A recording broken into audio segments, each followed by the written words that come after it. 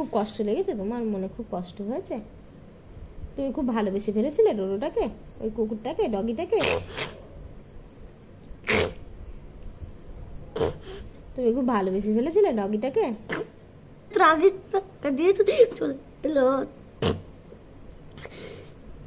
একটা তার এসে ধাক্কা দিয়ে দিল।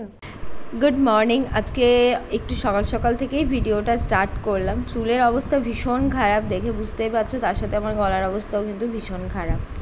চুলগুলো তো একদম পাতলা হয়ে গেছে, আর বর্ষাকাল মানেই চুল নেংটি, মানে এত পরিমাণে হেয়ার ফল হচ্ছে কি বলবো। কিছু করার নেই, একটু বর্ষাকালে সবারই হেয়ার ফল হয়। আর চুলের ডগাগুলোর অবস্থা ভীষণ খারাপ। এটা পুজোর আগেই এটাকে ঠিক করতে হবে। এবার আর স্টেপ কাট দেবো না আমি, চুলগুলোর অবস্থা ভীষণ খারাপ হয়ে গেছে।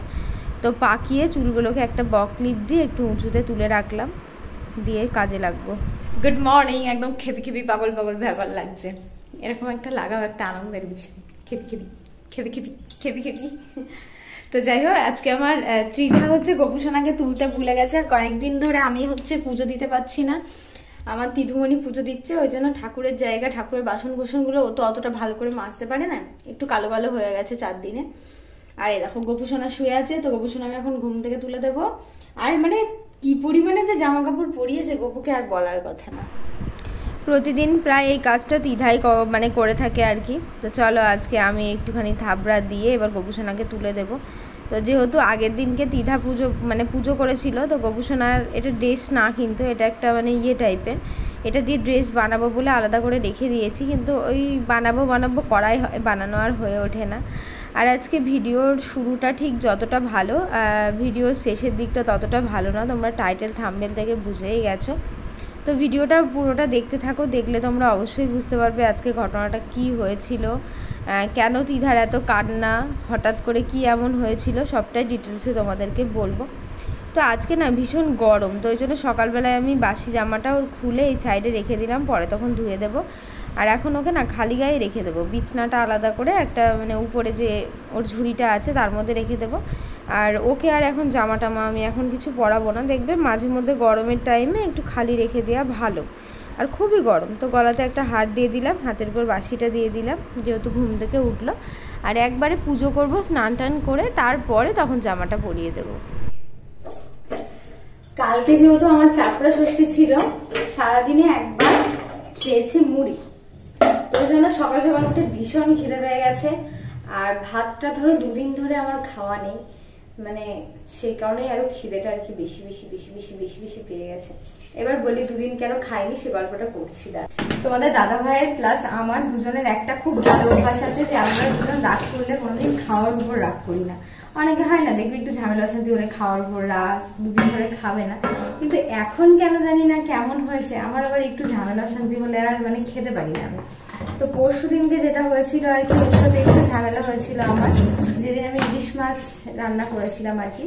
তো সেদিন মানে এত মনটা খারাপ লেগেছে না, আমি আর খেতে পারিনি। তো এই কটা দুপুরে ভাত খেয়েছিলাম, জাস্ট এই কটা ভাত নিয়েছিলাম, মানে ভীষণ মনটা খারাপ লাগছে, আমাকে খুব বকাবকি করেছে, ওই জন্য আমার ভীষণ কষ্ট লেগেছে। তারপরে রাত্রেও আমি রাগ করে আর কিছু খাইনি, রাগ করে বলতে পারি আমার খেতেই ইচ্ছা করলো না, যদি খিদে পেতো আমি ঠিকই খেয়ে নিতাম। তো যাই হোক, সেটা তো গেল। তারপরে পরের দিন চাপড়া ষষ্ঠী আমি জানতাম তাহলে আমি রাগ আর থাকা সত্ত্বেও দুটো খেয়ে নিতাম। কালকেও ধরো দুপুরে খেতে খেতে মোটামুটি আমার বেজে গেছিল, অনেকটাই বেলা হয়ে গেছিল, মানে 2টোর সময় আমি সকাল মানে একবারে খেয়েছিলাম 2টো মুড়ি, আর রাত্রির বেলা এই কটা মুড়ি খেয়েছিলাম। তো ওই জন্য সকাল সকাল খিদে পেয়েছে বলে ভাতটাই আগে বসিয়ে দিলাম। এদিকে জলটা গরম হোক, ততক্ষণে বাসনগুলো ধুয়ে নিই। আর গপুকে হয়েছিল না বলে সকাল সকাল কাপড়টা ছেড়ে আগে ওকে তুলে দিলাম, কারণ না হলে বেচারি আর কতক্ষণ ঘুমাবে, ওরও তো গায়ে পিঠ ব্যথা হয়ে যায় বলো। তো চলো কাজটা করে নিই এবার। যেহেতু সকালে সিদ্ধ ভাত খাবো, ওই জন্য 2টো পেঁপের ফালি আর 2টো আলু আর 2টো ওল দিয়ে দিলাম। তো ভাতের মধ্যে এইটা সিদ্ধ দিয়েই সকালে দেখবে খুব সুন্দর খাওয়া হয়ে যাবে। আর এইদিকে দেখো, এটা হচ্ছে তোমার, এগুলোকে বলে ছেলে বিড়ালগুলোকে বলে হুলো বিড়াল, ভীষণ বড় সাইজের একটা হুলো বিড়াল।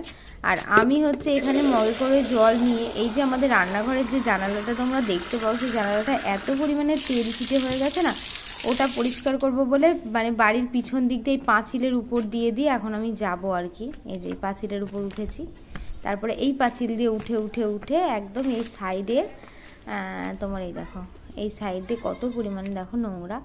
তো এখানেও তোমার একটা মানে মাঝে মধ্যে জানলা দিয়ে এটা সেটা ফেলি, তো সেইগুলোই আর কি পড়ে আছে। তো ওই দিক থেকে জানলাটা খুব সুন্দর করে ভালো করে ধুয়ে মুছে পরিষ্কার করে দিয়েছে, একদম চকচকে হয়ে গেছে জানলাটা, ভীষণই তেলচিটে হয়ে গেছিলো। তো এবার এসে মানে ঝাড় দিচ্ছি। আর ঝাড়ু দিলে যেটা হয় কি, ওই যে আমাদের এই দিকে যে দরজাটা আছে সেটা যদি আমি খুলে রেখে ঝাড় দিই তাহলে তো পুরো মানে আমাকে 5 বার ঝাড় দিতে হবে, মানে একবার ঝাড় দেবো উড়ে পালাবে, আবার ঝাড় দেবো উড়ে পালাবে। আর যদি দরজাটা বন্ধ করে দিই তাও তাই, মানে নিচের দিকে একটুখানি ফাঁকা আছে, মানে খুব সমস্যা হয় জানো তো।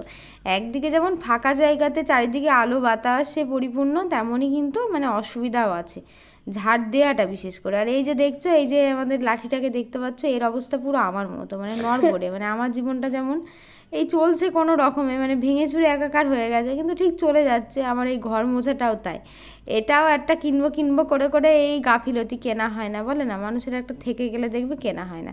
কিন্তু সত্যি কথা বলতে এইটা খুলে যাওয়ার পরে এত সুন্দর ঘর মোছা হয় না এটা দিয়ে, মানে নতুনে ভালো থাকতেও মানে এত সুন্দর মোজা হতো না।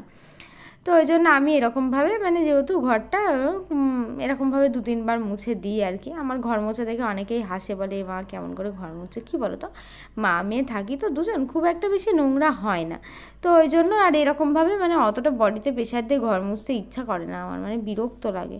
কিন্তু কি আমি মানে একদিন বাদ একদিন খুবই ভালো করে মুছি, আর একদিন বাদ একদিন হুটোপাটা করে মুছে দিই। তো ওখানে একটুখানি তেঁতুল সিদ্ধ করতে দিলাম, মানে ঘরটার মুছে স্নান টান করে গোপুসোনাকে পুজো দিয়ে। আর এখানে আজকে ভাবছি একটুখানি মানে ডালের বড়া খাবো, মানে ডালের বড়ার টক খাবো। তো যাই হোক, সেটা সবাই ভাববে সেটা আবার কেমন, তো কেমন অবশ্যই তোমাদেরকে আর কি রেসিপিটা শেয়ার করব কেমন। এটা আমার শাশুড়ি মায়ের কাছ থেকে আমার শেখা ডালের বড়া আর কি। এটা মানে ছোট ছোট যে মাছগুলো হয় সেগুলো দিয়ে করলে বেশি ভালো লাগে, কিন্তু আমার কাছে তো ছোট মাছ নেই, 2-1 দিন ধরেই খুঁজছি মাছওয়ালার কাছে ছোট মাছ আসলে, কিন্তু কি বলতো দুর্ভাগ্য খুব একটা আসে না ছোট মাছ। তো এখানে হচ্ছে তোমার ডালগুলো 2বারে দিলাম, আর ডালে জল দেবে না, এরকমভাবে জল না দিলে দেখবে পেস্ট হতে একটু সমস্যা, একটু টাইম লাগে, বারবার নেড়ে দিতে হয় হাত দিয়ে দিয়ে। তো তারপরে বড়াটাকে মানে ডালটাকে ভালো করে ফেনালাম, ফেনিয়ে এই যে এখন ছোটো ছোটো করে গোল গোল করে বড়া করে দিয়ে দিচ্ছি। এগুলো ভাজতে একটু টাইম লাগবে, আর যেহেতু 2 রকম বড়া ভাজবো আমি, একটা যেটা হচ্ছে তোমার টকের বড়া ভাজবো, সেটার মধ্যে কিন্তু পেঁয়াজ কাঁচা লঙ্কা কিচ্ছু দিইনি, জাস্ট এটার মধ্যে লবণ আর হলুদ দিয়েছি, আর কিছুই দেওয়া হয়নি। আর এই বড়াগুলো একটু লাল লাল করে ভাজতে হবে। আর এখানে তেঁতুলটা দেখো সিদ্ধ হয়ে গেছে, তেঁতুলটা ভালো করে হাত দিয়ে এরকম করে ডলে তেঁতুলের যে মানে পুরটা আর কি, এটা জল দিয়ে ভালো করে বার করে নিতে হবে, মানে এর মধ্যে জল দিয়ে ভালো করে এইটাকে ছেঁকে ফেলে দিতে হবে। আর বাদ বাকি যে লিকুইডটা মানে টকটা, সেটাকেই মানে আর কি ব্যবহার করতে হয়। কাঁচা তেঁতুল সবসময় এরকম করেই সবাই খায়, কারণ কাঁচা তেঁতুলের ডাল খেলেও এরকমভাবে খেতে, আর কাঁচা তেঁতুলের টকটা দেখবে একটু বেশি ভালো লাগে। মানে অনেকের হয় না যাদের একটু জ্বর মুখ, খেতে কিছু ভালো লাগছে না, তাদের বেশি ভালো লাগে, কিন্তু খাওয়াটা ভালো না, খেলে আবার জ্বর চলে আসবে। তো আমি তো খুব একটা বেশি খাচ্ছি না, ওই মাঝে মধ্যে 1-1 দিন খেলে কিছু হবে না। এটা ভালো করে চটকে এই যে জলের সাথে দেখতে পাচ্ছ মিশে গেল, তারপরে জলটা এর মধ্যে ঢেলে দিলেই হয়ে যাবে। তো এদিকে দেখো আমার বড়াগুলো মোটামুটি ভাজা হয়ে গেছে। এবার আমি পেঁয়াজ লঙ্কা দিয়ে যেটা শুকনো ভাজা বড়া খাবো সেটাকে ভাজবো। তো এগুলোকে তুলে নিলাম। এবার এই বাদবাকি যে বড়াটা আছে এটার মধ্যে কিন্তু আমি পেঁয়াজ লঙ্কা সমস্ত কিছু দিয়েছি, বোঝা যাচ্ছে না তো, দাঁড়াও দেখাচ্ছি। এই দেখো, দূর থেকে বোঝা যাচ্ছিল না, এই দেখো পেঁয়াজ কাঁচা লঙ্কা সমস্ত কিছু দিয়ে এটাকে ভাজা বড়া, শুকনো বড়া মানে তরকারির সাথে খাবো বলে। তো তারপরে কি করলাম, এবার বড়া টকটা তেলের মধ্যে 5 ফোড়ন লঙ্কা দিয়ে এবার তেঁতুলের যে পুরটা বার করেছিলাম সেটাকে দিয়ে দিলাম, একটু লবণ একটু হলুদ, এই যে একটুখানি লবণ দিলাম একটুখানি হলুদ দিলাম, দিয়ে ভালো করে একটু নাড়াচাড়া করে যেই ফুটে উঠবে তখনই, ঠিক এইরকমভাবে যেই ফুটে উঠবে তখন বড়াগুলো দিয়ে একটু সর্ষে লঙ্কা বাটা এর মধ্যে দিয়ে দিতে হবে। আমি জানি যারা খাও না তারা হয়তো ভাববে যে বাবা এটা আবার কেমন লাগে খেতে, কিন্তু এর মধ্যে যদি ছোট ছোট মাছ মানে যেগুলোকে আর কি চুনো মাছ বলে সেগুলো দিয়ে দিলে তো পুরো জমে যাবে খেতে। তুই কি করে বুঝেছিস কে এসছে? হ্যাঁ, দিদি আসলে তবেই নামবে, না হলে নামবে না। খুব চালাক নাকি? দিদি আসলেই নামবে, ও আগে দেখবে কে কে আগে দেখতে হবে। হ্যাঁ, এবার দেখেছে এইবার ওর না নেমে আর শান্তি হবে না। আরে বাবারে বাবারে বাবারে বাবারে বাবারে, চলো আস্তে আস্তে ছাড়, ওরকম করে চ্যাং তুলা ব্যাং তুলা করিস না তো। আদো করে দে, একটু আদো করে দে, ছাড়। আর ওকে উঠতে হবে, যে লাগবে আমার তাও জ্ঞান বুদ্ধিটাও নেই, সেই উঠতে হবে। ডোডো ডোডো শোনা। আচ্ছা, তো মোটামুটি আমার রান্নাবান্না সব কমপ্লিট, শুধু ডিমটা লাস্টে ভাজছি। ডিমটা লাস্টে ভাজার একটা কারণ আছে, কারণ ডিম ভাজা দেখবে ঠান্ডা হয়ে গেলে না ভালো লাগে না। তো আমি ভেবেই রেখেছিলাম, সব কিছু ঠিকঠাক করে রেখেছি, দিদা স্নান করতে ঢুকবে, আমি তখন ডিমটা ভেজে দেবো। আর আজকে আমি যে ওল সিদ্ধটা দিয়েছিলাম সকালে, সেটা না তখন সিদ্ধ হয়নি। আমি ভাবলাম হুটোপাটা করে ভাতের মধ্যে মানে হয়তো দিয়েছি বলে সিদ্ধ হয়নি। ওল জিনিস মানে জোর করে আর কি মেখেও খাওয়ার চেষ্টা করলাম না, কারণ দেখতেই পাচ্ছ অনেকটা শক্ত শক্ত। কিন্তু এইবার কি বলতো, যদি জোর করে মেখে খাই, বাই চান্স গলা ধরে, সেটা তো খারাপ লাগবে না। তখন মুখ নিয়ে কোথায় মানে পালাবো তা ভেবে পাবো না। আমার মনে হয় ওলটা ফ্রিজে রেখেছিলাম, কারণ একই ওল আগের দিন সিদ্ধ হয়েছিল, আজকে হলো না, পুরো ফ্রিজ থেকে মানে বার করে দিয়েছি বলে মনে হয় আর কি। তো যাই হোক, দুপুরে খাওয়া দাওয়ার পরে একটু ঘুমিয়ে সন্ধ্যাবেলায় একটু গণেশ ঠাকুর দেখতে চলে এসেছিলাম। দিদার আজকে ক্যারাটে ছিল, ক্যারাটে থেকে আসার পথে বর্ষণ, তারপরে ওরা হচ্ছে মানে সব আর কি আমাদের বাড়ি থেকেই আর কি আসা হলো। এইদিকে আমাদের পাড়াতে একটা মানে পাশের মানে একটুখানি দূরে একটা গণেশ পুজো হয়। তো এখানে সবার আর কি মানে ইনভাইটটা থাকে, সবাই মিলে চাঁদা তুলে। এটা কি বলতো, একটা প্রচেষ্টা, কারণ ছেলেপিলেদের উদ্যোগ না থাকলে এটা করা সম্ভব না। তো খিচুড়ি, আলুর দম, চাটনি, পায়েস, আর খুবই সুন্দর হয়েছিল রান্নাবান্না। আলুর দমটা তো জাস্ট ফাটাফাটি হয়েছিল, আর খিচুড়িটাও ছিল গোবিন্দভোগ চালের, কিন্তু খিচুড়ির মধ্যে একটুখানি লবণ কম হয়েছিল। আদারওয়াইজ মানে এ টু জেড প্রত্যেকটা রাত না এতটা সুন্দর হয়েছে বলার মতো না। তো এখানে হচ্ছে তোমার আমরা আবার খাওয়া দাওয়া করে বাড়ি ফিরে যাচ্ছি। বাড়ি গিয়েই হবে, যখন কোনো টিভি হয়, যখন কোনো মুভি হয়, তখন ওটা আমাদেরকে দেখানোর জন্য করে। তো কি হয়েছে, ওটা কি সত্যি সত্যি মরেছে নাকি? তাই বলে তোমাকে কাঁদতে হবে? হ্যাঁ, খুব কষ্ট লেগেছে তোমার মনে? খুব কষ্ট হয়েছে? তুমি খুব ভালোবেসে ফেলেছিলে ডোডোটাকে, ওই কুকুরটাকে, ডগিটাকে? তুমি খুব ভালোবেসে ফেলেছিলে ডগিটাকে?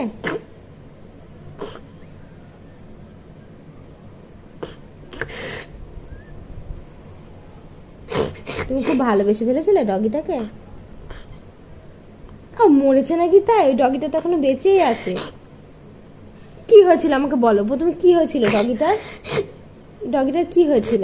তিনটে ডগি ছিল।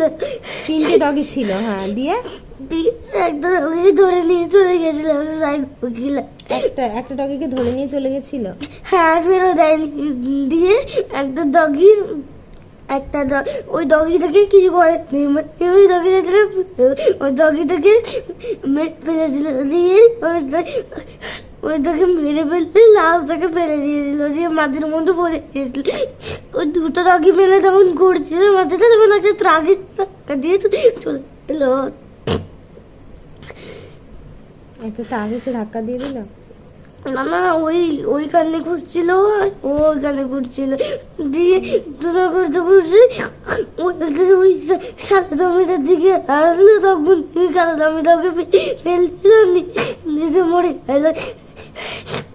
তুমি ওই ডগিটাকে খুব ভালোবেসে ফেলেছিলে, ওই জন্য তোমার কষ্ট লাগছে? আচ্ছা ঠিক আছে, আর কাঁদতে হবে না, নাও হয়েছে। তোমার তো ডগি আছে, আমাদের ডোডো আছে না? ডোডোই তো আমাদের ডগি না? আর কাঁদতে হবে না, নাও, আর কাঁদতে হবে না। চুপ চুপ চুপ। ওটা সিনেমায় মরে নাকি? তাই সত্যি সত্যি ওটা অভিনয় করে দেখায়, ওরা অভিনয় করে দেখায়। আর না, অনেকক্ষণ হয়েছে, সে আধ ঘন্টা ধরে এসে থেকে কাঁদছো, আর কাঁদতে হবে না, অনেক কেঁদেছো, আর কাঁদতে হবে না।